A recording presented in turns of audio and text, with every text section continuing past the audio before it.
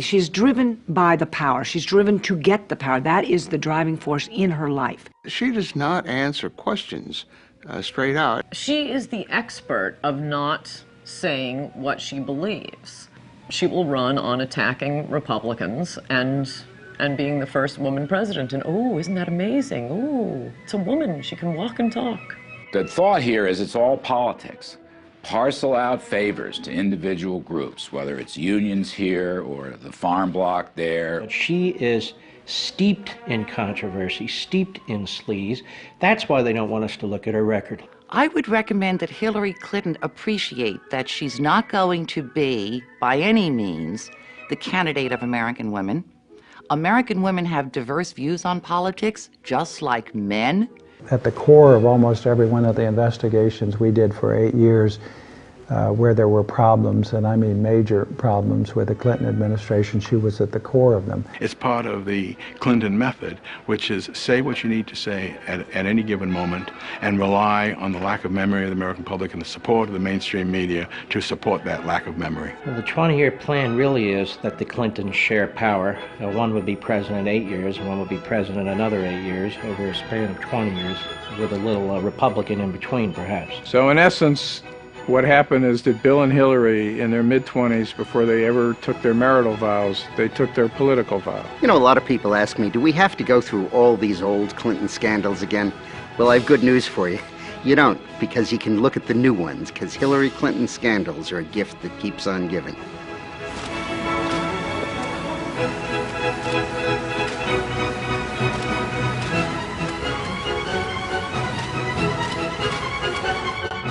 Ruthless, vindictive, Mendacious, venal, sneaky.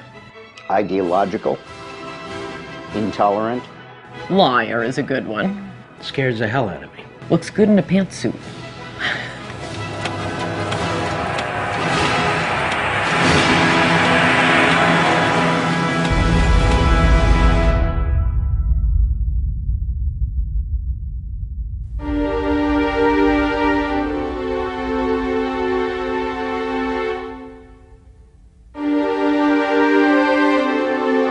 I announced today that I'm forming a presidential exploratory committee. I'm not just starting a campaign, though. I'm beginning a conversation with you, with America.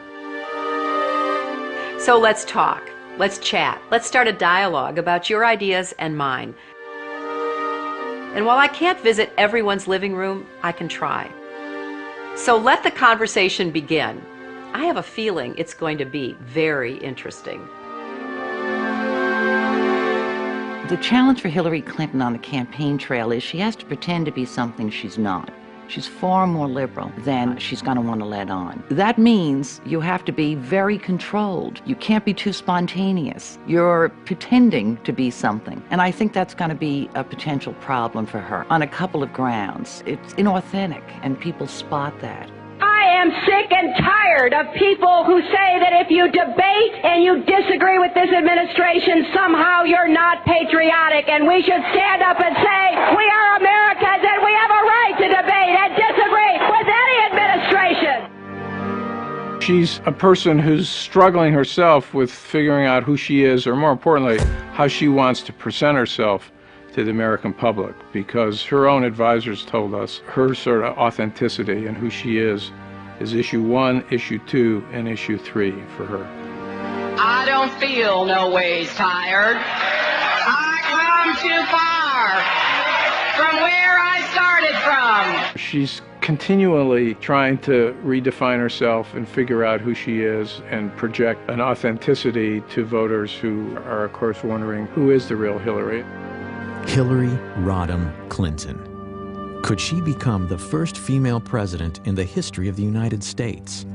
Her name is known by nearly every American, but who she really is remains largely a mystery. Hillary Clinton points to her time in the White House as a large part of her qualification for the job as president. But most of the news media has conveniently forgotten that her time as First Lady was mired in controversy. The core of the controversy is how truthful Mrs. Clinton has been in answering questions, sometimes under oath, about Whitewater and other matters. She was the first lady to come under criminal investigation. In both Little Rock and Washington, D.C., she was plagued by numerous scandals.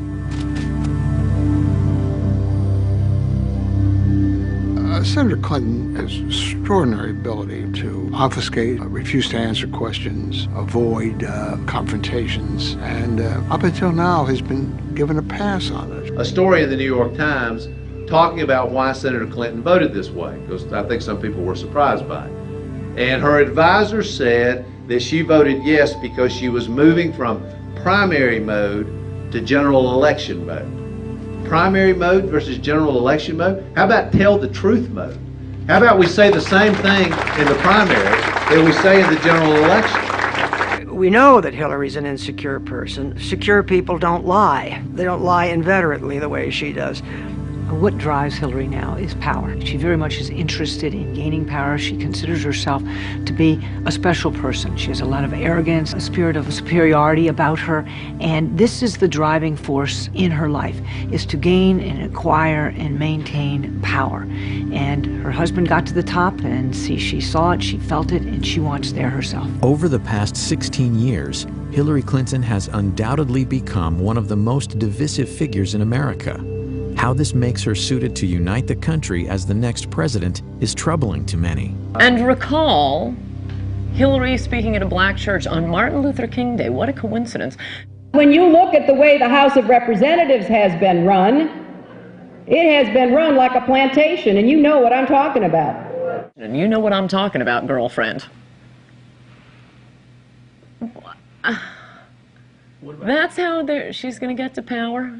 By accusing the Republicans of running a plantation at a black church on Martin Luther King Day? That's it? Okay. After announcing her bid for the presidency, fellow Democrats, including former Clinton confidant and Hollywood mogul David Geffen, publicly questioned Hillary's integrity and truthfulness. Such breaks within the Clinton inner circle beg the question: what is the truth about Hillary Rodham Clinton? It's a recklessness that's born of arrogance that goes back to her 1960s roots in their narcissism. They believe they are a rule unto themselves. I mean, every time Hillary's been caught in a scandal, she really did it. No one made it up. She's deceitful. She'll make up any story, lie about anything, as long as it serves her purpose of the moment. And the American people are going to catch on to it. So who is the real Hillary Clinton? Is she a brilliant trailblazer poised to make history as the first female president? Or is she ruthless, cunning, dishonest, willing to do anything for power? Because of your position or your husband's, might have given you some kind of unfavorable or, a favored advantage? There isn't any evidence that anybody gave me any favorable treatment. Yes, my question, I'd like a follow-up too. First one has to do with Susan McDougal. She said that she brought the documents of Whitewater over to you at the governor's mansion. Did you receive all the documents? And if so, what became of them? Every document that we have obtained has been turned over to the special counsel, no matter where it came from. Mrs. Clinton, can you tell us what you know about stories about shredding of Whitewater documents down in Arkansas? Nothing. At the gubernatorial mansion? Oh, that didn't happen, and I know nothing about any other such stories. You know nothing about documents relating to Whitewater ever shredded anywhere that you know about or authorized or didn't authorize? Absolutely not.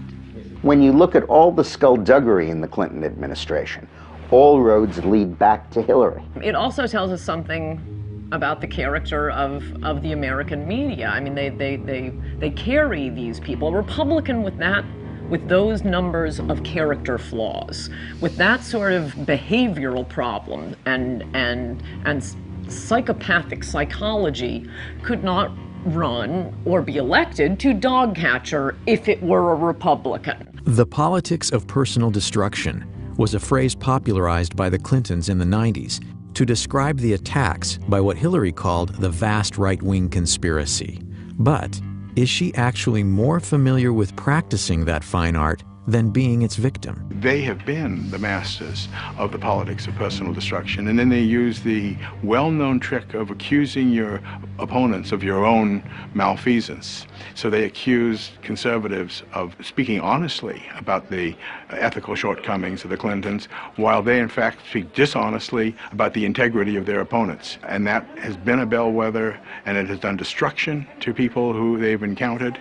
Even people in the Democratic Party will acknowledge the Clintons are particularly ruthless and particularly aggressive when it comes to campaigns. They war room. This is a military metaphor for the campaign the Clintons invented regarding instant responses, that no matter what the validity of a charge, you don't explain the charge, you don't apologize for the charge, you don't admit any error, you automatically attack the integrity or the motivations of the other side. There are any number of things in the Clintons' political history that is worth recalling before you go in to vote for, potentially, for a Clinton, in this case, a Hillary Clinton. And it's a small example, but a telling one. When they turned on the travel office, where you had career civil servants doing a great job providing the travel service for the president and his staff, and they wanted to get a lackey friend in, they could have fired the guy in charge, but they accused him of a crime. They tried to ruin his life in order to be able to get him out and get their lackeys in. When the Clintons moved to 1600 Pennsylvania Avenue in 1993, White House veteran Billy Dale was the director of the travel office. Dale had faithfully served 7 previous presidents, starting with John F. Kennedy in 1961. But Dale, who had actually voted for Clinton for president, would soon discover that business under the Clintons would not be business as usual. We knew that we were in for a rougher transition because we had heard stories from Secret Service agents who had gone to Little Rock for a 2-week stay down there. And the stories that some of the agents would come back and tell us, that we just knew that it was going to be different. We didn't realize how different it was going to be. The new administration is free to fire anybody that they want to, but traditionally that does not happen. On the day of Clinton's inauguration, Wednesday, January 20th, 1993, Billy Dale got a call from an unknown woman indicating that Catherine Cornelius, the 24-year-old third cousin of President Clinton, would soon be working in the travel office. And I got to know who Catherine Cornelius was. She went to work in David Watkins' office, answering phones, but she never let up in her demands to take over the travel office. In the meantime, I get a telephone call from a gentleman in Ohio, and he wants to know how he can get in on some of the White House charter business. And I said, that's what I do. I arrange the charters. And he said, I know, but he says, we can make some money here. If I had made arrangements with that gentleman, I speculate that things would have been very different than as they turned out. That call was from Darnell Martins, a partner of Clinton's close friends and Hollywood producers Harry and Linda Bloodworth Thomason in a travel agency called TRM. When Congress investigated, they learned Harry Thomason had multiple conversations with First Lady Hillary Clinton about taking over the White House charters. At that time, I didn't even know who Harry Thomason was, but we have since learned that Catherine was reporting to him and he was reporting to the First Lady Hillary Clinton. As Dale says, every new president has the right to hire new travel office staff, even though no president had done so for over 30 years. But not only was Billy Dale fired, along with 6 other travel office staff members, he was also locked out of his office. But that was only the beginning. And I got accused of embezzling $14,000 that I couldn't account for because the logs were missing. At the same time, D.D. Myers is in the press room briefing the White House press corps, telling them that we were being fired for criminal misconduct and the FBI was being called in to conduct a criminal investigation. I think that they wanted to make it look like they were doing it because there was corruption over there so nobody would criticize them, because the media liked Billy Dale and the people there. Gary Aldrich was an FBI agent for 26 years, the last 5 as an agent responsible for background checks on White House staff. Recall that the FBI had conducted investigations of all of these men and had determined that they were qualified to work in the White House and that they were honest individuals. I conducted some of those investigations. Billy Dale was humiliated and was accused of serious wrongdoing to the degree that they conduct a federal grand jury investigation and an indictment of him. I had dedicated 32 years of my life to this job and served faithfully to Democrats and Republicans alike. The experience was a major event in my career because it taught me that powerful politicians can misuse law enforcement authority almost whimsically. And because it was the First Lady ordering the investigation, well then charges have to be found. That scared me. That was different from my experience in the FBI of 26 years. I thought if we have reached the level where a politician can get irritated with somebody and cause them to maybe end up in federal prison, we've got a serious problem. The White House Travel Office affair became known as Travelgate. When Dale's legal bills to defend himself were estimated to run as much as $750,000, he considered a plea deal, a fine of $69,000, and a brief jail sentence. Blanche and I had been married for 38 years at that time. I decided that I would have to sell my home. Could I ask her to give up everything that we had worked for? The plea bargain seemed just that, a bargain in order to save himself and his family from the unending ordeal. But when Dale was informed he would not be able to proclaim his innocence, he realized he couldn't bargain with the truth. In the meantime, during this year, I got a notice from the IRS that I was being audited. For the next 30 months, Dale was investigated. His son and daughter were also subpoenaed. I remember Vicki, our oldest daughter, telling her mother that if I was found guilty, and maybe we better start over. You were sent to jail for something you...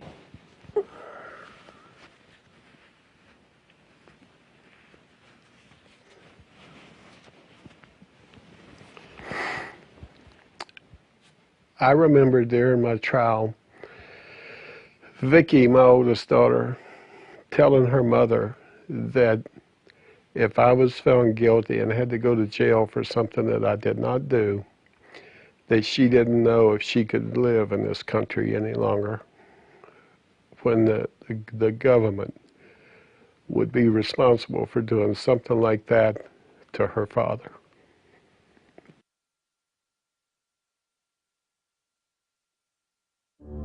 When the case went to trial in the fall of 1995, a procession of White House journalists volunteered to serve as character witnesses for Dale, including Brit Hume and Sam Donaldson. The press at the time, I think, ought to remind people that I testified at Billy Dale's trial as a character witness for him. The jury needed less than 2 hours to reach a verdict. And the jury came in and they found me not guilty on all counts.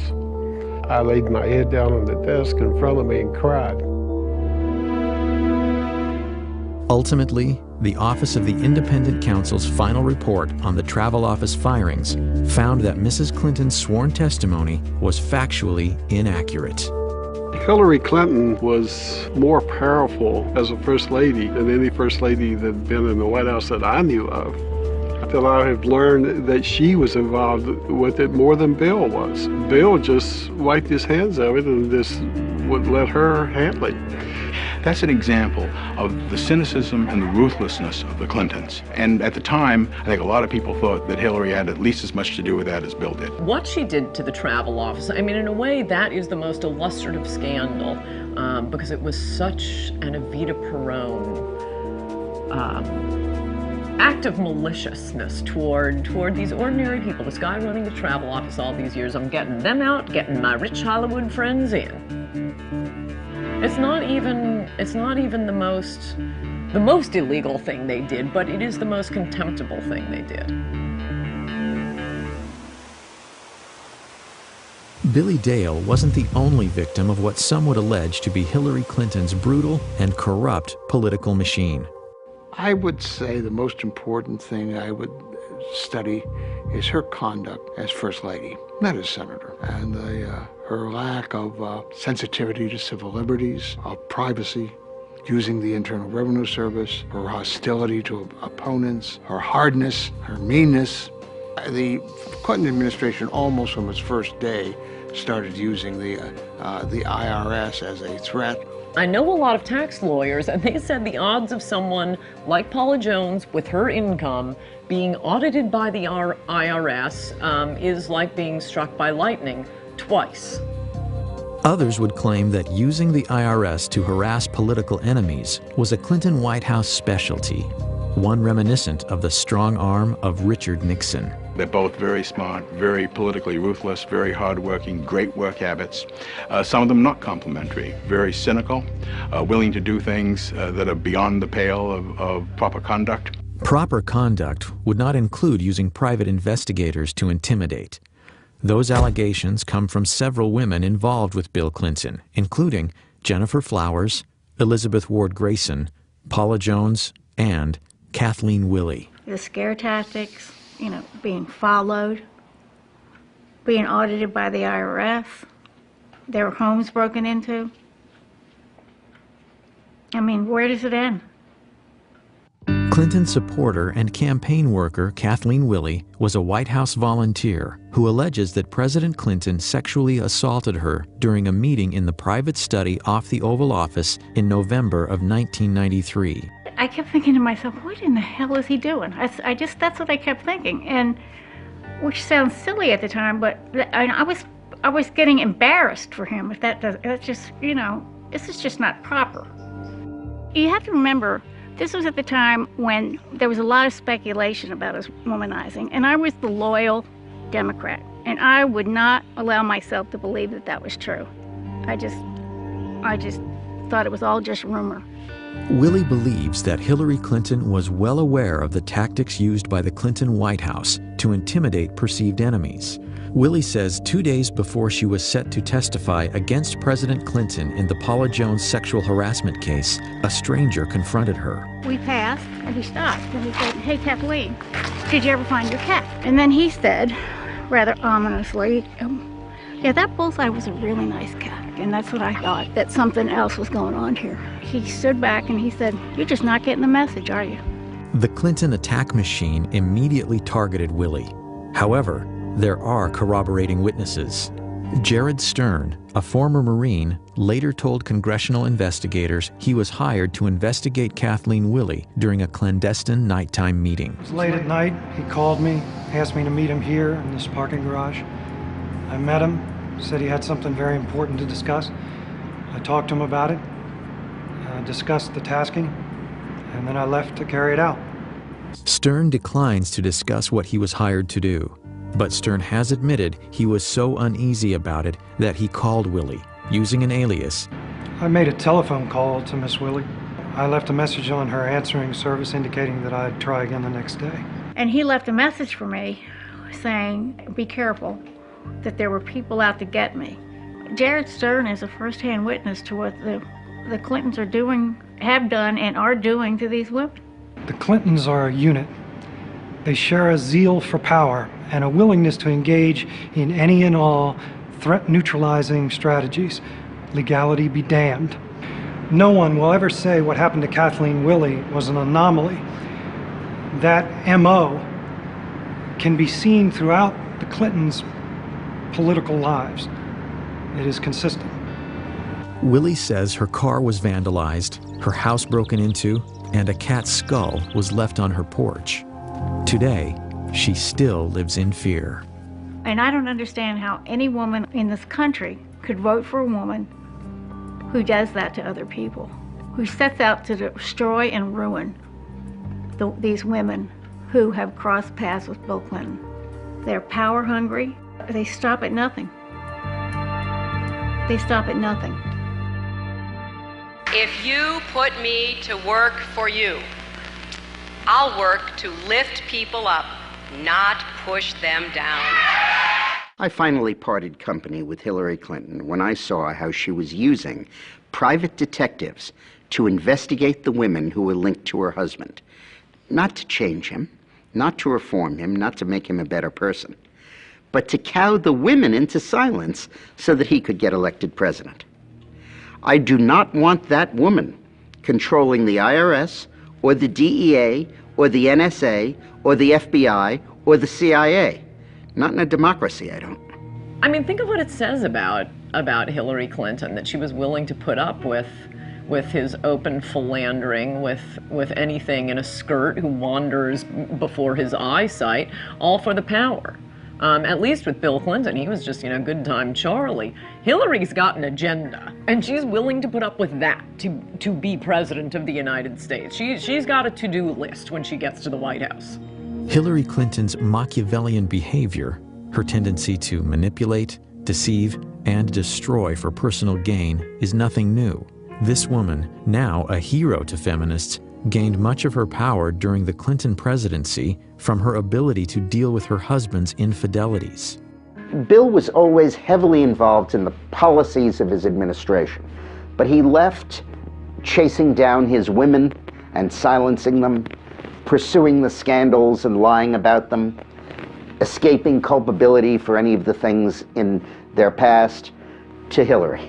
She was his Nixon. She was his evil equivalent. She was the one who made sure that nothing got to him because she was so good at it. And she was.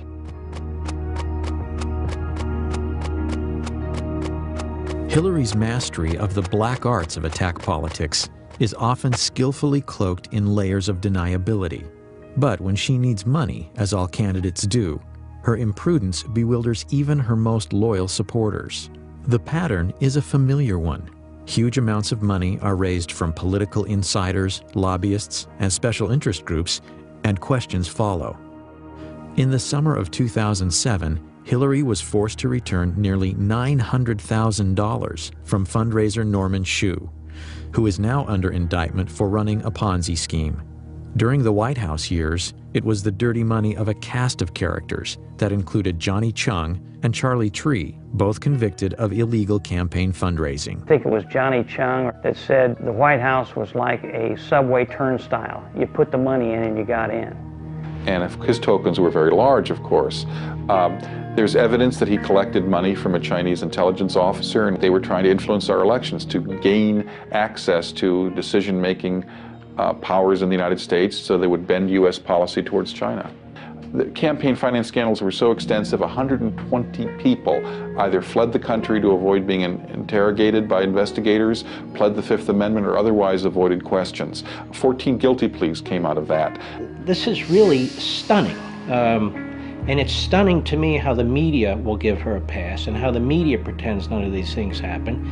And they accept the Hillary operatives line, which is, well, that's old news. Everybody knows about it. Let's move on. Okay, we move on. Now they're laundering money through Chinese dishwashers in Chinatown in New York. I'm a little surprised somebody in the campaign didn't flag that down and say, dishwashers, maximum contribution, or $1,000. Let's look into that a little bit. The Los Angeles Times looked into it and found that they couldn't find something like a third of these Chinatown contributors, and that they found other people who said they had no idea that they had made contributions. It looks like a clear case that somebody committed fundraising law violations, and the Clinton campaign at the least did not do due diligence to try and track that down. One case in particular highlights Hillary's hypocrisy and startling recklessness when it comes to raising illegal campaign contributions. Though most of the news media has ignored it, Hillary was directly involved in what has been called the biggest campaign finance fraud in the history of the United States. It is a story with all the elements of a bestseller: cash, cons, and Hollywood stars. And it was all caught on tape. Few businessmen have seen the career heights and depths of Peter F. Paul. I've been fortunate to spend time with some of the world's most celebrated figures of the 20th century. One of my idols was Salvador Dali. He had a big influence on the way that I directed my life. In the early 1980s, Paul, a Miami lawyer with a past criminal record, including convictions for cocaine possession and fraud, headed to Hollywood for a fresh start as a promoter and producer. After doing various projects in Hollywood, I decided after meeting a fellow who was a out-of-work model that there was an opportunity for me to prove that I could cultivate a media icon. Within 18 months, I had him on the cover of People magazine. Ultimately, it led to my first meeting with the Clintons, with Hillary Clinton, actually. In February of 2000, Peter Paul met with Hollywood charity fundraiser Aaron Tonkin.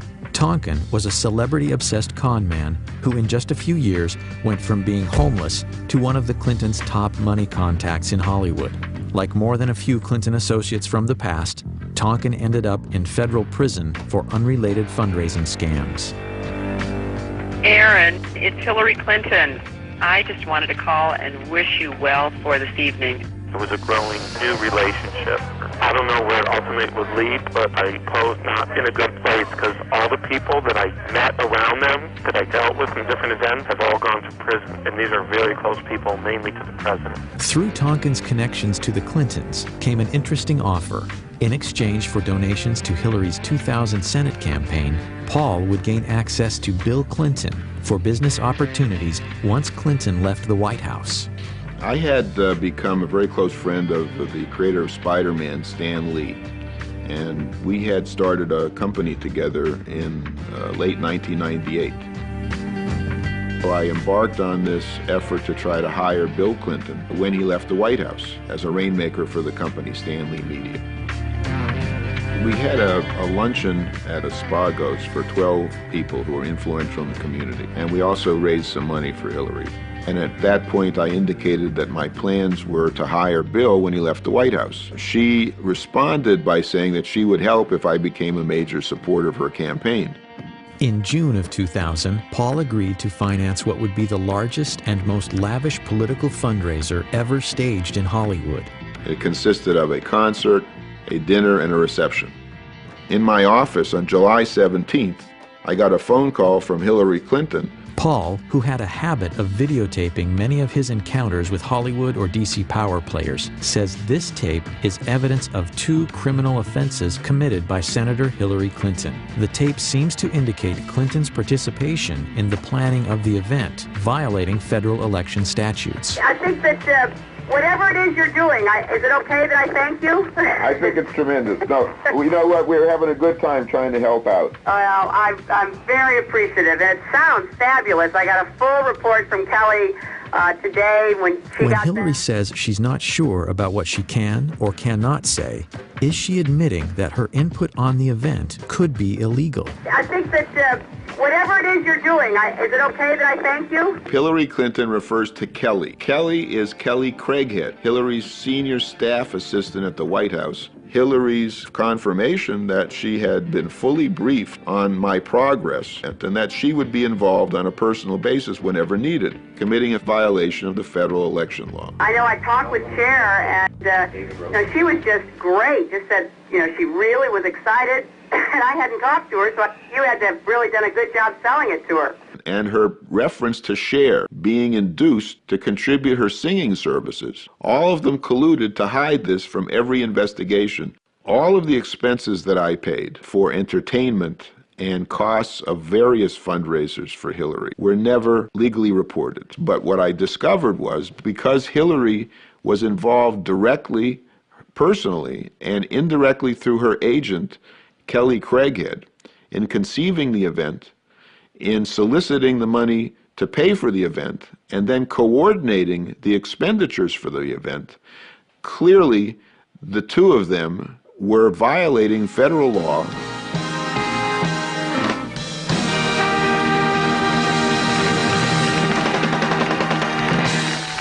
Ladies and gentlemen, the chairman of Stan Lee Media, Stan Lee.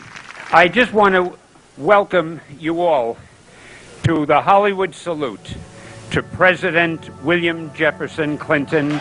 It was the biggest event ever produced in Hollywood for a president. Muhammad Ali, John Travolta, Brad Pitt, Shirley MacLaine, the Steenburgen, Gregory Peck, Cher, Diana Ross, Patti LaBelle, Toni Braxton, Melissa Etheridge, Sugar Ray, Michael Bolton, Paul Anka. We had over 100 stars. The entire leadership of the Democratic Party was there, and it was a magical evening. But just 2 days later, the magic was gone. The Monday after the event, I got a phone call from Ed Rendell telling me that the Washington Post was asking questions. The position that Hillary Clinton would take was that she hardly knew me and that I didn't give any money, and that if I was smart in order to maintain my deal, that I would go along with that. The Washington Post bombshell questioned Hillary's decision to associate with Paul, given his criminal past. The Clinton camp implied they weren't aware of it. I had been vetted 6 times. My house had been prepared for a presidential sleepover, and the president allowed me to put my name on 25,000 invitations. It's impossible to think that they didn't know that I had federal convictions, which anybody that uses the internet can find within 4 clicks. Peter Paul was basically paying for the entire event, and he was held at arm's length. He wasn't invited to the White House, and they did not really want to interact with him. And it never really dawned on me, because I really didn't understand those part of politics and how it works, that they do a vetting process. Amazingly, the Clintons continued to solicit money from Paul, even after publicly distancing themselves from their newfound friend. On August 24th, a fax was sent to my office on Hillary's letterhead, the Hillary Clinton for Senate letterhead, by her finance director, David Rosen, asking me to transfer $100,000 in stock. And here you have a smoking gun document, which is on her letterhead, faxed to my controller with the wiring instructions to send $100,000 worth of stock. That's illegal. When I became Hillary's biggest donor, no one made any reference to concerns about my credibility, my truthfulness, or my ability to honestly do business. You know, Hillary has no problems with me as long as I'm writing checks. From there, the Paul case takes twists and turns no screenwriter could imagine. Stan Lee Media collapses. Paul is indicted on 2 felonies in connection with trading of Stan Lee Media stock. He's arrested in Brazil by Interpol and languishes 2.5 years in a Brazilian hellhole of a prison awaiting extradition. She's never called me a liar, and she's never said that my allegations are false. What she has sworn to is that she can't remember some conversations that we had in detail. I'm not asking anybody to like me or to trust me or even to believe me. I'm asking people to look at the record that is undisputed and to come to their own conclusions regarding the suitability of Hillary Clinton to acquire the highest office in this country. June 9, 2000, did you discuss with Hillary Clinton supporting her campaign in exchange for President Clinton helping you in your business concerns? Yes. Did Hillary Clinton pledge President Clinton's support for your business interests? Yes. August 13, 2000, at Barbra Streisand's home, did you talk with Hillary Clinton about supporting her campaign provided President Clinton help you with your business interests? Yes. I've been analyzing polygraphs since 1995. I attended the Department of Defense Polygraph Institute. I would say Mr. Paul has been truthful in his answering the questions concerning the issues administered in the polygraph. It was the most lavish affair of all. But her campaign said that it cost $400,000, not $1.1 million, so that they could use the other $700,000 for the campaign and use it to buy advertisements. Now the question is, did Hillary know it was a mistake? Of course she did. Number one, she was there and she knew it couldn't have only cost $400,000. Number two, she frequently urged Peter Paul to hold down the expenditures for it. Number three, after the forms were filed with the FEC, Peter Paul told her they were inaccurate, and Hillary continued to file inaccurate forms. And finally, the FEC investigated it and concluded it did cost $1.1 million. I want to thank Stan Lee and Peter Paul and Aaron Tonkin for their extraordinary hard work and leadership on this. The Clinton campaign ultimately paid $35,000 in fines for having underreported the cost of the gala. Aaron Tonkin says both Senator Clinton and her finance director, David Rosen, knew of his illegal financing schemes, including how he reimbursed celebrities who donated to Hillary's Senate campaign. They wrote a check where I told them to write it, the Senate 2000 from the invitation they received, and then I reimbursed them either 1 or 2,000, depending if 1 or 2 people came. I told her National Finance Director David Rosen, and he just said, "Don't tell me anything like that." And I told the FBI. Is it possible that the senator from New York and former First Lady, the most experienced of all the candidates, was completely unaware of her finance director's dealings? Peter Paul awaits sentencing for securities fraud. He vows to spend the rest of his life trying to expose what he characterizes as Hillary's chronic pattern of corruption. Well, I think that, like William Safire said in the New York Times, Hillary's a congenital liar. Even David Geffen, who was a supporter of hers, commented on her facility with lying. So if she can do this as publicly and in such a gross and unvarnished way, then imagine if she got additional power in the White House and what she would do with that. I can't think of any other politician in history who has shown such a disrespect and a contempt for the Constitution and the rule of law as Hillary. And I represented Richard Nixon's best friend, and I knew Richard Nixon. And I'll tell you something, she's no Richard Nixon, she's worse. One of her great claims throughout the 90s and in her present career as senator is that she'll say, "Oh, this is all old news." Well, it's old news because the Clintons are repeat offenders. They've been doing these things going right back to the 1980s.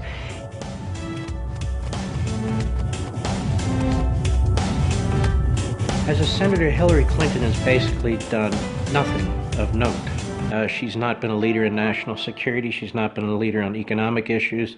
She's not been a leader on anything. Is Hillary really the most qualified to hit the ground running if elected president? After all, she was First Lady for 8 years and now a senator from New York. Referring to her opponents, she said, quote, "There is one job we can't afford on-the-job training for. That is the job of our next president." First lady ever to be the first woman from the state of New York, Hillary Rodham Clinton. Hillary says we should elect her president because of her tremendous accomplishments in the United States Senate. Well, she's passed roughly 20 bills. Let me tell you what some of them were. To commemorate the 225th anniversary of the American Revolution, to express our appreciation to Alexander Hamilton, to name the Thurgood Marshall Courthouse in Lower Manhattan, to honor the men's and the women's lacrosse high school team from Syracuse High School, to express the sense of Congress that Harriet Tubman, who died over 100 years ago, should have received a federal pension. But is that the legislative gravitas and qualifications on which to elect a president of the United States? Is she kidding? During her Senate campaign, Hillary promised to create 200,000 jobs, largely to benefit economically depressed upstate New York. And if you help me get elected, I'll work day and night to put this plan in effect for the people and children of New York.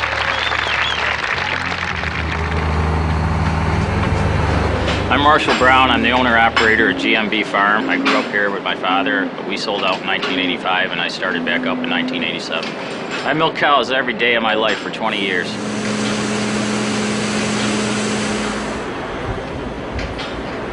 Agriculture is New York State's largest industry. I don't know if Hillary was told that when she got off the plane or not. Dairy farming is the largest segment of that. 3 years ago, Hillary Clinton came to Oswego County. She said she had a plan for the dairy industry. Like all her plans, she never gives any specifics, but it's going to make everything all wonderful for us. 2 years after she gave her I Got a Plan speech, the price of milk dropped to the same level it was in 1979, and I'm losing my ass. Senator Clinton's promise of 200,000 jobs for upstate New York was one of the most irresponsible statements she ever made. Because A, it proved to me that she had no clue what was wrong with upstate New York, and B, there's no way the federal government can deliver that. Should she have made the promise? Oh, sure. That's what politicians do. That's what God put them on the earth to do, is make promises they can't keep. I don't fault her for making the promise. I fault her for making bad votes in the Senate against the very tax cuts that would have helped the state of New York. No, the Bush tax cuts were the only hope upstate New York had of competing, and if New York State wasn't so burdened by heavy taxes, heavy unionism, heavy regulatory red tape, upstate New York could be doing dramatically better. Because I do have a plan. I have an economic plan for upstate New York to try to make sure that we keep our young people here, that they can have jobs in this area, they can stay and raise their children. Between 2000 and 2006, over 1 million New Yorkers moved out of the state for economic or financial reasons. Today, in the upstate town of Clinton, New York, many of Hillary's constituents aren't pleased with their senator.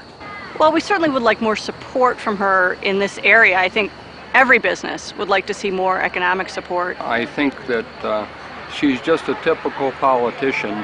Whatever the surveys show she should be doing, she's doing. She tends to spend most of her time downstate. That's where the votes are primarily, and sometimes we feel forgotten up here. She cares more about her consumers, her food stamps, her welfare programs than she does the American farmer that's producing the food.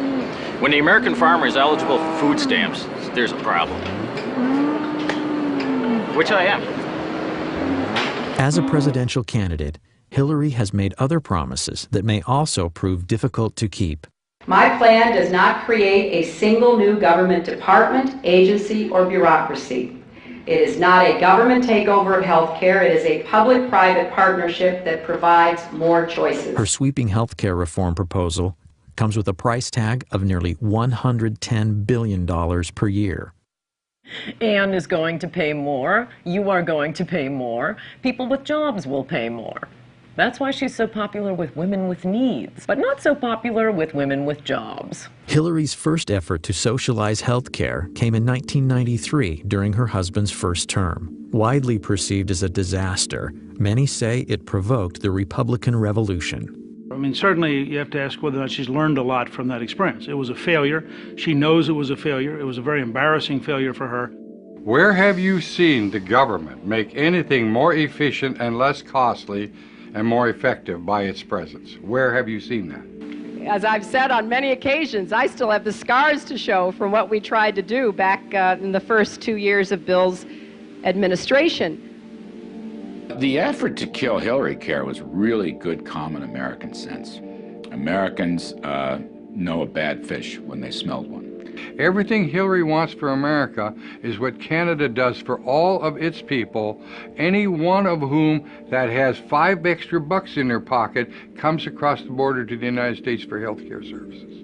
I think it's worth remembering, after her health care fiasco, the Clinton team put us aside. They gave her ceremonial duties thereafter. She was more like a Pat Nixon than she was like an Eleanor Roosevelt from mid-94 onward, because Bill Clinton's professionals recognized she'd made a hash of the one big policy she'd been given. She was essentially out of the White House in 95, 96, and I know because I was there most of that time.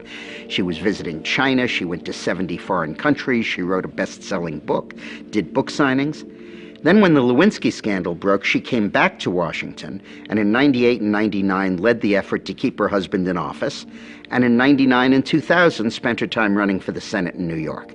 Many Americans believe our healthcare system needs improvement. But what is Hillary's solution? Hillary is really the closest thing we have in America to a European socialist. She really believes that government should vastly expand its efforts in the areas of healthcare and education, and she wants to increase taxes to do it, from 33% as it is now, up into the mid-40s and high 40s as it is in France and Germany.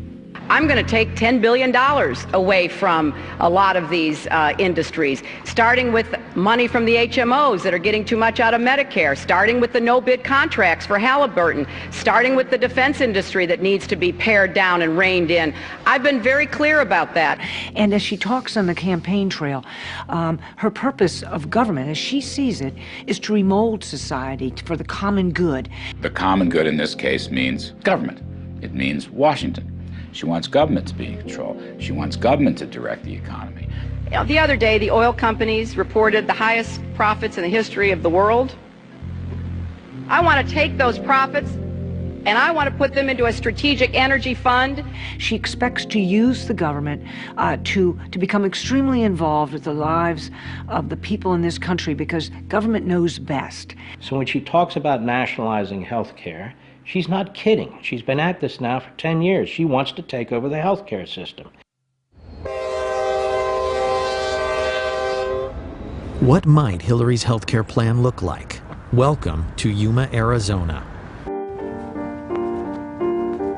In my practice, about 70% of the care is paid for by Medicare, federal government, and another 20% is paid for by the state. So essentially, we're a very socialized medical community here. But with so much free healthcare available from the state and federal government, abuses are inevitable.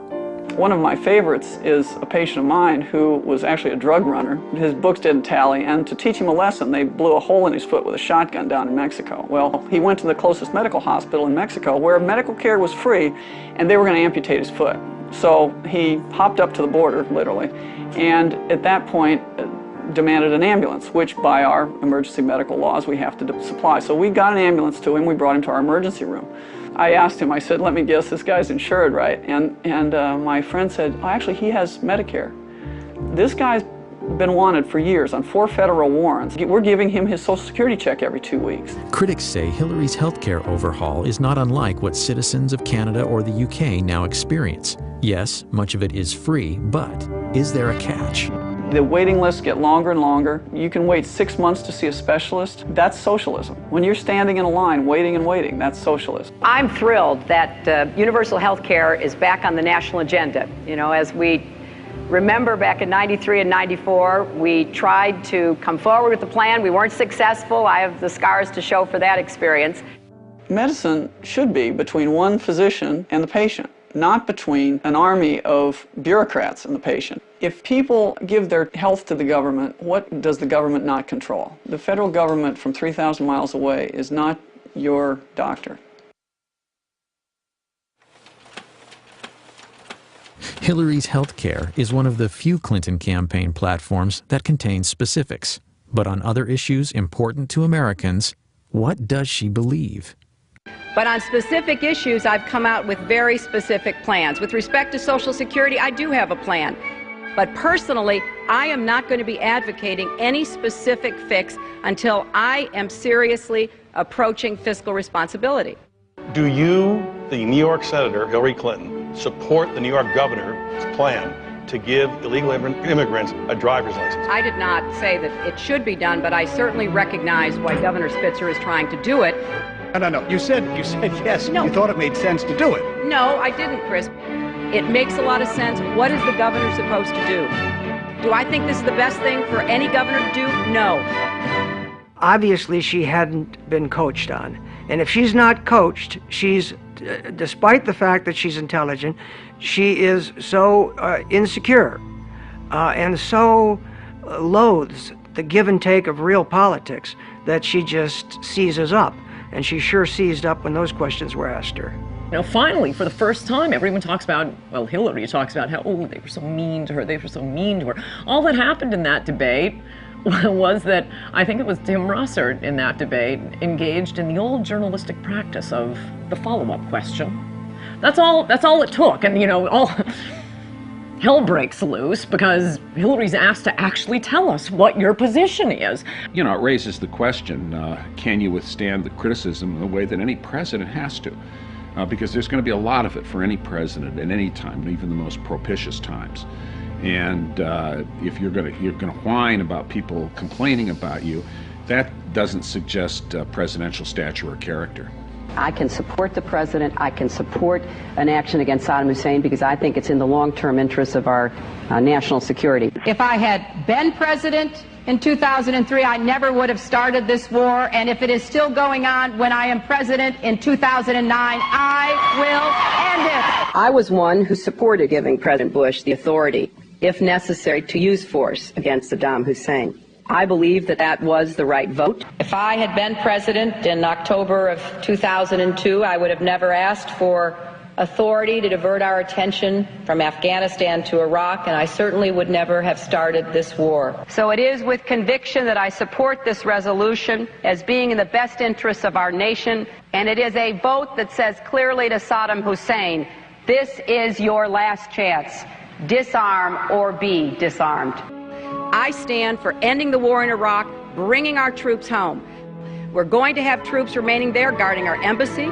We may have a continuing training mission, and we may have a mission against al-Qaeda in Iraq. There's one Hillary who says, I'm going to bring the troops home right away when I'm elected president. Another Hillary who says, I'm going to keep troops in Iraq indefinitely.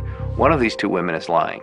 I think she did that as long as she thought that it was still politically advantageous to support the war effort. Once 2006 kicked in and the war became quite unpopular, at least for a while, then she started moving to the anti-war position, reversing her positions which she held only months before. Not because her heart was full of pacifistic leftist tendencies, because she thought it was the politically expedient way to go. Flip-flopping on a driver's license is one thing, but words do matter, particularly when they impact the lives of our soldiers and their families. He loved being a Marine. He looked me square in the eye and he just said to me, he said, Dad,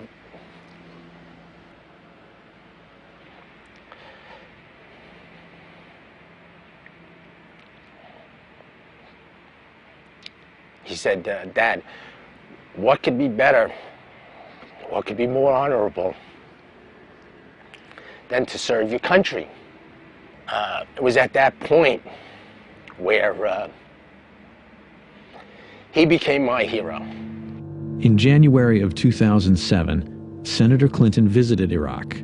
While there, she did an interview with ABC News, stating, I don't know that the American people or the Congress at this point believe this mission can work. And in the absence of a commitment that is backed up by actions from the Iraqi government, why should we believe it? Because I was in Baghdad at that time, and we talked about that. I'm thinking, what the heck goes through the minds of our military that are out on those front lines, the Ramadi, the Fallujahs, out walking the streets of Baghdad, Hadithas, and throughout Iraq, putting their life on the line every single day and hearing something like that. It's just so demoralizing. Robert Buzz Patterson served as the president's senior military aide in the Clinton White House. Distinguished service in the Air Force, including combat missions, and his regular interaction with the First Lady gave him unique insight about the potential future commander-in-chief. They see that when Mrs. Clinton says something stupid about the war, or Harry Reid says the war is lost, or Dick Durbin calls them war criminals, that is played immediately on Al Jazeera and Al Arabiya overseas. That does nothing to support the troops. All it does is embolden the enemy to believe if they can hang out a little bit longer, they win. It's very hard to believe her because you don't know what the next day she's going to say, and it's terrible. Everybody from a four-star general to a private understands what it means to be a leader, what it means to have moral backbone and discipline and integrity. And the military saw none of that during the 1990s and does not see that any of those attributes in Mrs. Clinton today.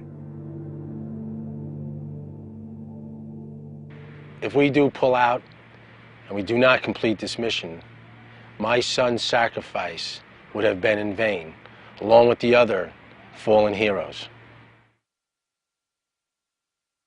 If a legislator does not like the war and decides enough already with this war, then cut off the money. They're entitled to do that. But above all, it's not up to a legislator to try to outguess military strategists. That's not their job. So you say again, okay, well, she's flipping, she's flopping. No, she's not flipping and flopping. She is lying. She will not take responsibility for calling and asking our good, brave soldiers to put their life on the line. She will not take responsibility. Every Democratic candidate, they all want to just get out of Iraq, just whatever it takes. When the fact of the matter is that you can't have good security in Iraq until you've dealt with, at a minimum, Syria and Iran, because they're the ones who are arming, training, and running a lot of these terrorists. The war on terror isn't the only issue where Hillary is trying to have it both ways. When it's politically expedient, Hillary campaigns on her husband's presidency. But when the polls say otherwise, she abandons their record. But she can be selective in terms of, cherry picking and making determinations that she's now suddenly the face of foreign policy, that she, shaped economic policy, except for the stuff that didn't work out, in which case that was somebody else's problem or somebody else's fault. Ladies and gentlemen, you have just heard a stunning illustration of my real campaign slogan. Buy one, get one free. This is as much about Bill Clinton as it is Hillary Clinton. I mean, for purposes of this election, it's one and the same. Buzz Patterson carried the nuclear football for President Clinton. While serving in the Clinton White House, he learned firsthand about the former First Lady's qualifications.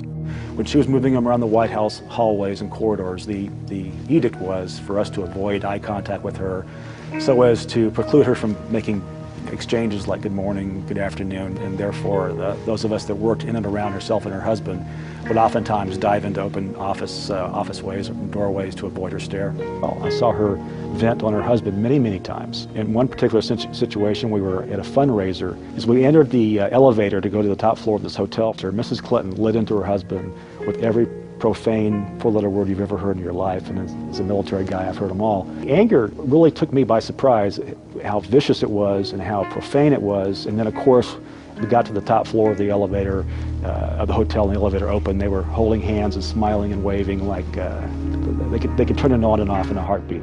Both Clintons are well aware the war on terror could be the key issue in Hillary's run for the presidency. Both have been quick to fault the Bush administration for failing to prevent the 9/11 attacks, while absolving the Clinton White House of any missed opportunities. There were many times, 8 to 10 that I'm aware of in the 1990s, that we either had a chance as a country to capture bin Laden or to kill him, 8 to 10. And every time we had a viable opportunity, Clinton chose not to pull the trigger. And I'm certain that if my husband and his national security team had been shown a classified report entitled Bin Laden Determined to Attack Inside the United States, he would have taken it more seriously than history suggests it was taken by our current president and his national security team. Patterson says that's laughable. He says President Clinton was briefed by multiple U.S. intelligence agencies of al-Qaeda plans to attack the United States.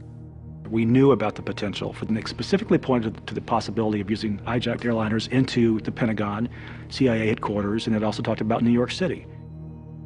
Cyrus Nowrasteh is the award-winning writer-producer of the ABC miniseries The Path to 9/11. Though his movie takes aim at both the Clinton and Bush administrations in the days and years prior to 9/11, Nowrasteh says he and his film were targeted by the Clinton machine.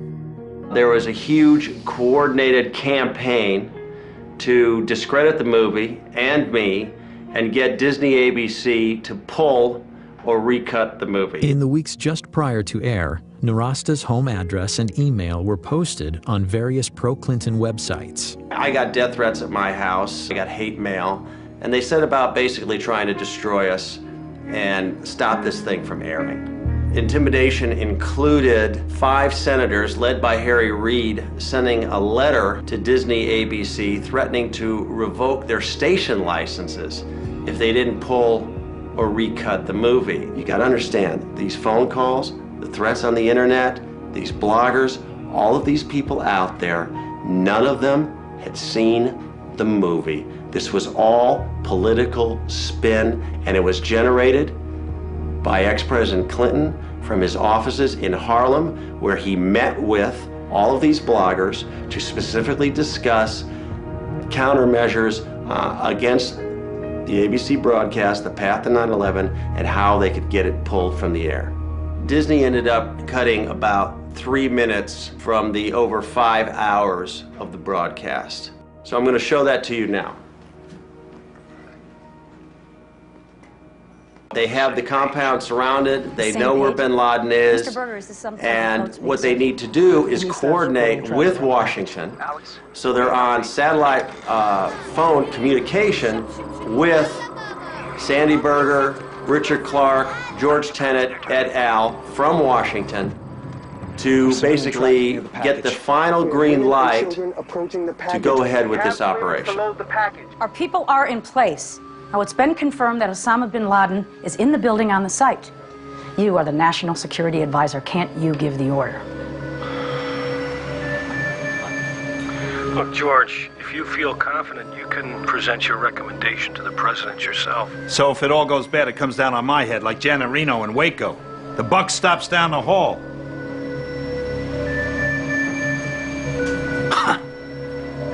Mr. Berger, sir.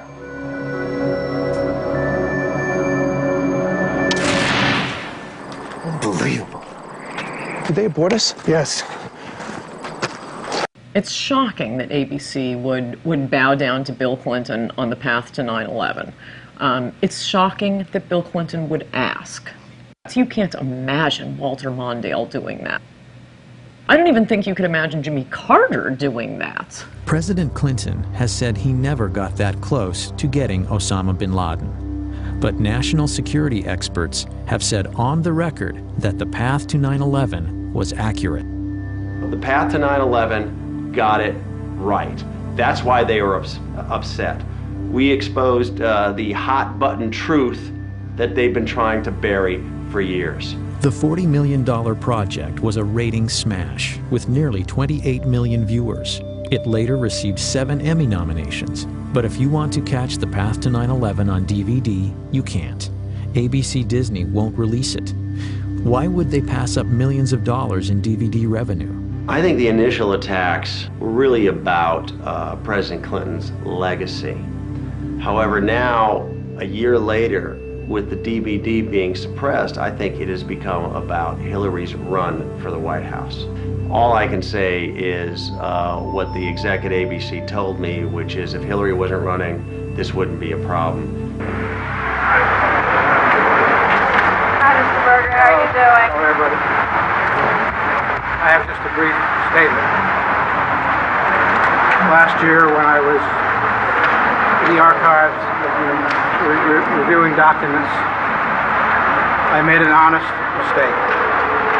It is one that I deeply regret. Former Clinton National Security Advisor Sandy Berger pled guilty to stealing and destroying highly classified documents from the National Archives and lying to investigators. I might say it seems Sandy walked out of the National Archives with some PBDs in his BVDs and some classified docs in his socks. I was surprised and astonished when I learned that he had taken documents out of the National Archives, stuffed them in his socks.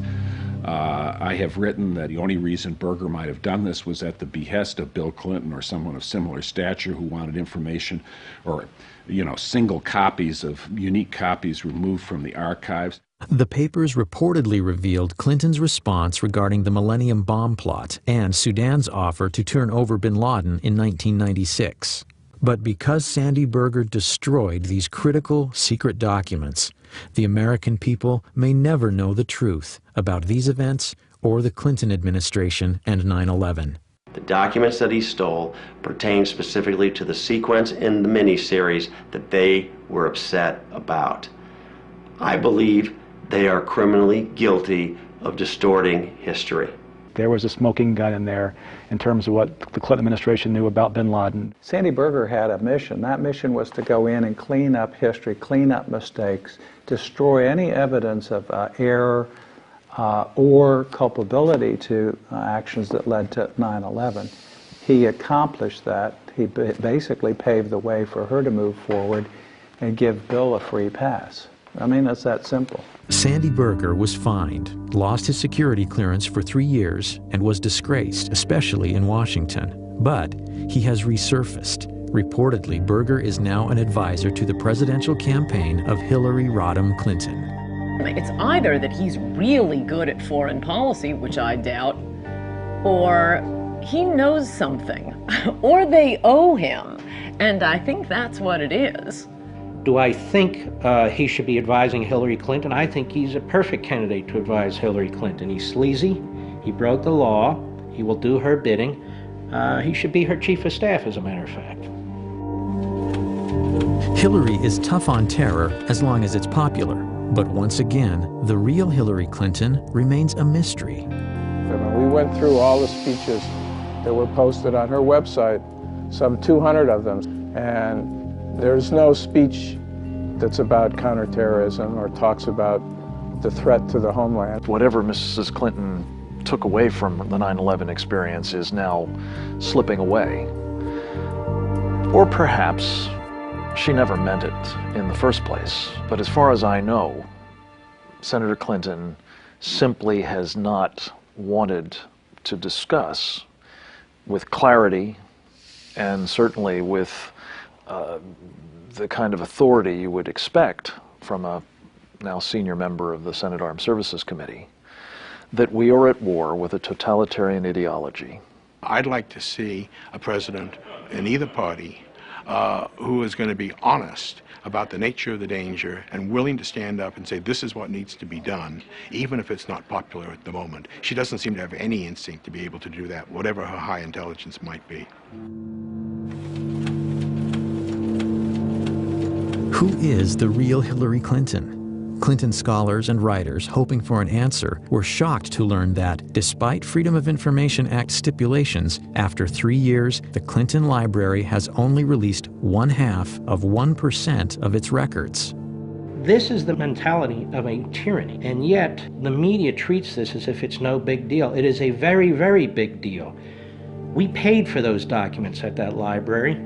Much of our money goes into that library. It's a federally run operation. The Clinton Library is known locally as Little Rock's Fort Knox. Nearly 2 million pages of records covering Hillary's years in the White House are locked away, clouding her role in policymaking. Over 300 Freedom of Information Act requests are pending. Well, that's not my decision to make, and I don't believe that any president or first lady ever has, but certainly we'll move as quickly as our circumstances and the processes of the National Archives permits. This idea they're claiming now that we're trying to release them, we're trying to as fast as we can, but the library just won't let us release them. You want the papers released, order the papers released. They're your papers. A tendency of this administration, from the top all the way to the bottom, is to withhold information, to resist legitimate requests for information, to refuse to be forthcoming about information that is of significance and relevant to the job that all of you do and the interests of the American people. I think the American people have a right to as much of the public record as possible about Hillary Clinton. Those records should be released before the 2008 election so we can learn a lot more about exactly how much influence she had in the White House, what her positions were in the White House, and how she acted in the White House. Character is defined as what we do when we think no one is looking. By that standard, many critics say the Clintons are sorely lacking. On January 20th, 2001, President Clinton issued 140 pardons on his last day in office. Those pardoned or receiving commuted sentences included cocaine trafficker Carlos Vignali and the biggest tax fugitive in U.S. history, Mark Rich. As much as those pardons reveal about Bill, an earlier pardon may have revealed even more about Hillary's character and her willingness to do anything to get elected. I remember the first Met game my dad took me to, and we were sitting at the very top of Shea Stadium. It was probably 1971. It was just a beautiful day out with my dad. You know, he loved the Mets, he loved his sports. That's one thing that I'll never forget, is sort of being in the car with him and being at the game with him, just enjoying his presence. It was an idyllic childhood, to be honest with you. I couldn't have asked for a better childhood up until I was 9. My dad was a very decent, honest family man. As a matter of fact, on that day, January 24th, he was looking forward to coming home that Friday, celebrating my brother's 11th and my 9th birthdays. It was going to be a big family event for us.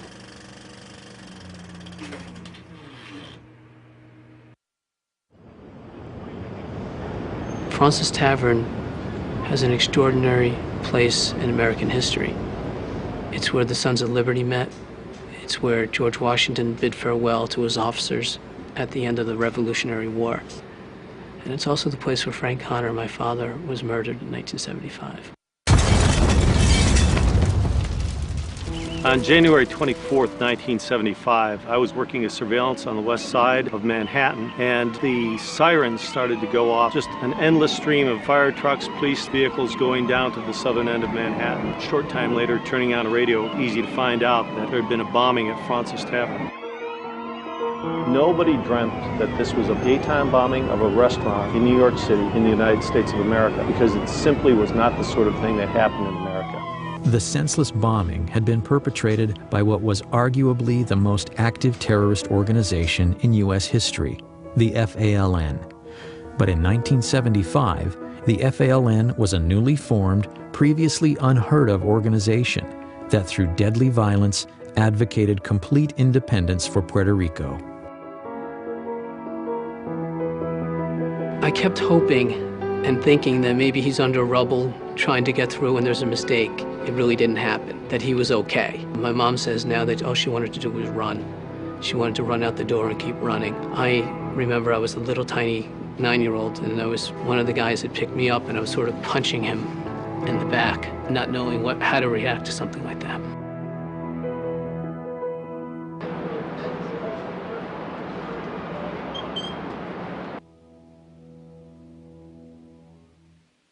Joe, this is the Bissell dining room at Fraunces Tavern, and this is the room that suffered most of the damage in the bombing on January 24th, 1975.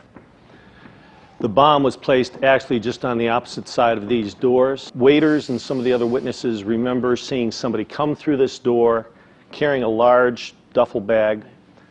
He looked around the room. One of the waiters was about to approach him and tell him that he had to leave when he stepped back out.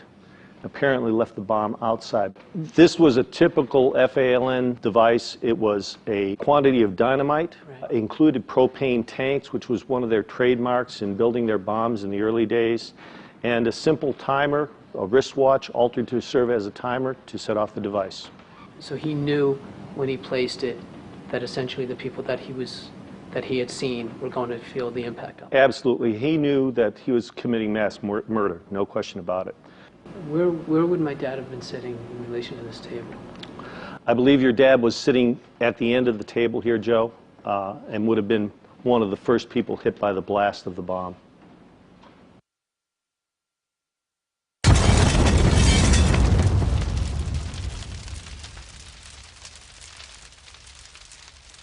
Joe, the bomb being just outside this door here, when it functioned, much of the blast came, of course, through into this room, knocking down this door, and that shock wave would have taken everything in the room and just made missiles out of it. So you have victims that have pieces of glassware, pieces of silverware pushed into their bodies as a result of the blast.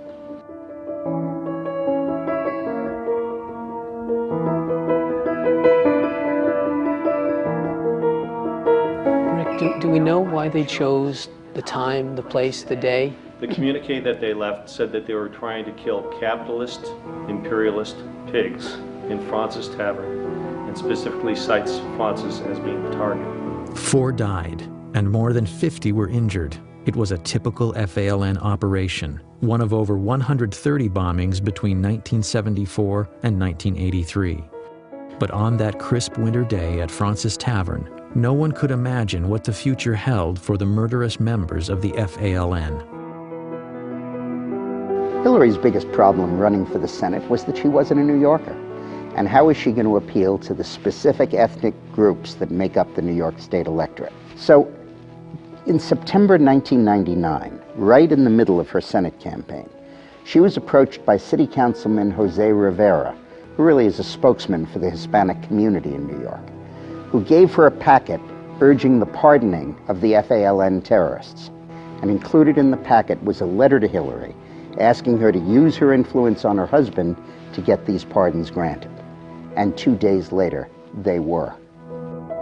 Freedom came today for most of the 14 Puerto Ricans who accepted President Clinton's controversial gift of clemency. 11 of them, who describe themselves as nationalists, some others describe them as terrorists, were released from federal prisons around the country. It made no sense. Not one of the incarcerated FALN terrorists had requested clemency or had expressed any remorse. In fact, Prior to that action, the Clinton administration had granted clemency in just 3 cases out of over 3,000 applications, according to the Office of the Pardon Attorney at the Justice Department. It was putting a political agenda of the Clintons above my father's life. Sandy Berger appeared on television a day or two after the pardons were granted, or after the clemency was granted, and stated that these people were not personally involved in violence. That's simply not the fact. In this case, these people were convicted of planting 36 bombs in Chicago. If that's nonviolence, then Mr. Berger's dictionary is a little bit different than mine is. The Department of Justice received a memo from the FBI saying that under no circumstances should these people be released. The President of the United States, who had access to all this information, ignored the facts of the matter. You have to ask yourself, who benefited from this besides the terrorists themselves? It's my view that have concluded the only other person that could have benefited from this was Hillary Clinton. The Senate, on a 95-2 vote, later denounced President Clinton's FALN clemency.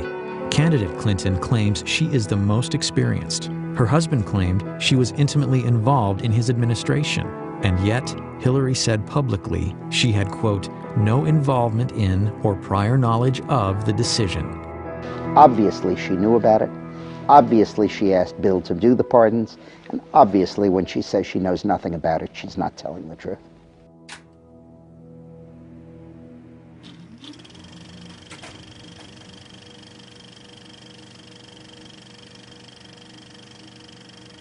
How dare they? My father was a decent, honest family man, and he was being forgotten or used as a political pawn by those people who didn't have his decency, didn't have his family values, and wasn't the kind of man that my father was. We've had only 2 father-son presidencies in the history of our nation. We may be on the verge of the first husband and wife commander-in-chiefs. Historically, Americans have never been keen on dynasties. So it's worth remembering that a vote for Hillary is a vote to continue 20 years of a Bush or a Clinton in the White House. American people deserve to know that their presidency is not for sale, the Lincoln bedroom is not for rent, and lobbyist money can no longer influence policy in the House or the Senate. The problem with nostalgia is what we tend to do is you only remember what you like, and you forget the parts that you didn't like. So what John Edwards is saying about outmoded thinking and nostalgia is really, I think, expressing a reluctance to turn American democracy, which is very, I think, meritocratic, over to 2 families. And Hillary Clinton would represent the past in that, and a continuation of, I think, a dangerous trend to electing people because of how much recognition they have rather than their intrinsic qualities. Finally, before America decides on our next president, voters should need no reminders of what's at stake: the well-being and prosperity of our nation.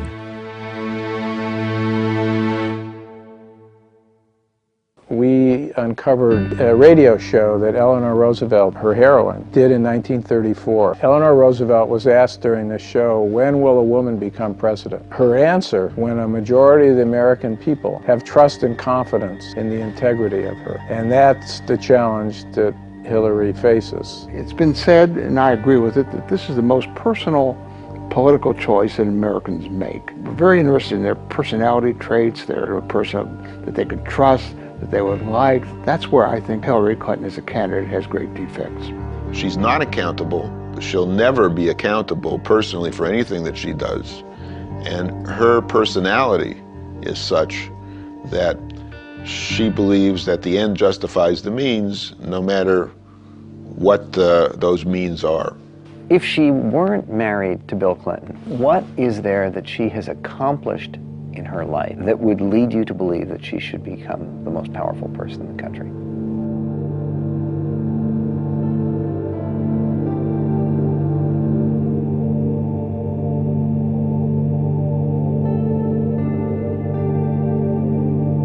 Which candidate is most likely to be able to be successful in protecting us from the threat from radical Islam? That is the central crisis of our time. if she reverts to form, Hillary Clinton will likely be in the future what she has been in the past, which is a person, a woman, a politician of the left. And I don't think that's going to be good for the security of the United States. She can't favor English as the official language of government, has said she can't favor it. 85% of the American people favor English as the official language of government. I think there are a number of big issues where you'd have a very clear contrast. She favors liberal judges. 91% of the American people favor the right to say one nation under God. The bigger this campaign is, the bigger the choice is, the more trouble she's in. What will be important, though, and this is some baggage she has to deal with, is the idea of a co-presidency, the idea that Bill Clinton will be back in the White House.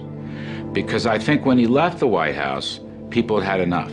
I can't imagine that Americans want to go back to the 90s and the country being dragged into this ugly, dysfunctional family drama. I certainly don't see Hillary Clinton as someone who can unify the country. President Bush didn't. I don't think she would either.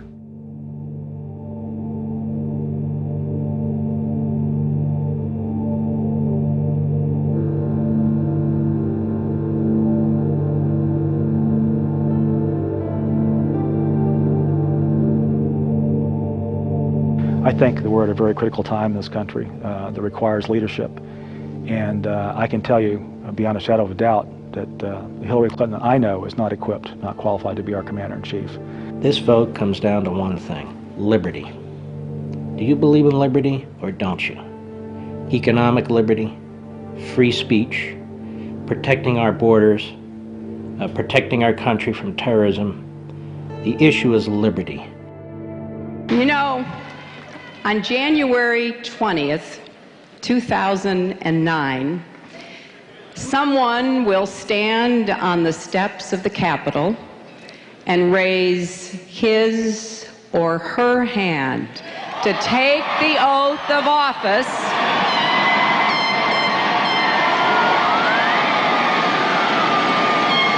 as the 44th President of the United States of America.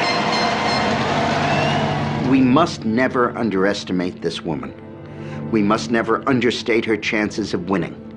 We mustn't be lulled into a state of security and complacency by the newfound moderation that she likes to talk about. And we must never forget the fundamental danger that this woman poses to every value that we hold dear. You see, I know her.